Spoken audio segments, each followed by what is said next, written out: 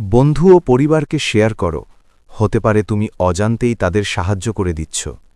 হজরত আবান বিন আবদুল্লাহ বাজালি রহমান বর্ণনা করেন, আমাদের এক প্রতিবেশী মারা গেলেন। আমরা তার দাফনের জন্য কবর খনন করলাম, কিন্তু হঠাৎ কবর থেকে বিড়ালের মতো দেখতে একটি অদ্ভুত প্রাণী বেরিয়ে এলো।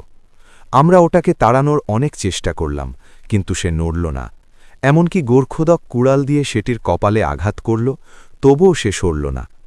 অগত্যে তারা সেই কবরটি ছেড়ে দ্বিতীয় আরেকটি কবর খনন করলেন, কিন্তু বিস্ময়করভাবে সেই কবরেও একই প্রাণী দেখা দিল। এরপর তৃতীয়বার আরেকটি কবর খনন করা হল, কিন্তু সেই কবরের ভেতরেও সেই একই প্রাণী বসেছিল। বাধ্য হয়ে সকলে সেই কবরেই মৃত ব্যক্তিকে দাফন করার সিদ্ধান্ত নিলেন। দাফন শেষে যখন আমরা কবরের উপর বাঁশের চাটাই বা ইট বিছিয়ে সমান করে দিলাম, তখন আমরা কবরের ভেতর থেকে হাড়গড় মড়মড় করে ভাঙার এক বিকট শব্দ শুনতে পেলাম। এই শব্দ আমাদের আতঙ্কিত করে তুলল।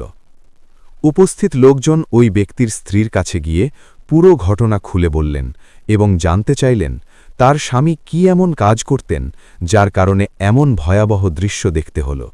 তার স্ত্রী বললেন, সে ফরজ গোসল করত না, অর্থাৎ সে নাপাক অবস্থাতেই চলাফেরা করত এবং ইবাদতে অবহেলা করত। সূত্র: শরহ সুদূর বিশ্বরহে হালিল মৌতা ওয়াল কুবুর। পবিত্রতা ঈমানের অঙ্গ। ইচ্ছাকৃতভাবে ফরজ গোসল ত্যাগ করা মারাত্মক গুনাহ। দুনিয়ার সামান্য অবহেলা কবরের জীবনে বড় বিপদের কারণ হতে পারে। ফলো করো আরও ইসলামিক কন্টেন্টের জন্য।